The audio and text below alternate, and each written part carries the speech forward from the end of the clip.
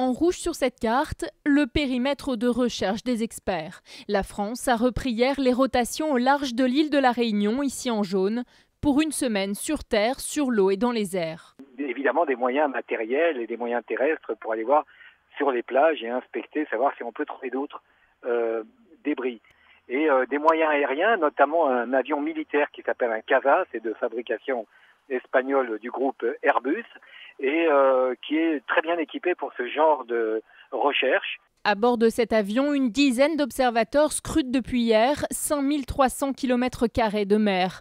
Armés de jumelles et d'appareils photo, ils espèrent repérer d'éventuels débris qui auraient pu dévier comme le flaperon grâce au courant marin, à condition que ces débris aient suivi la même trajectoire. D'abord, si vous voulez, ils ne suivent pas forcément tous le même courant.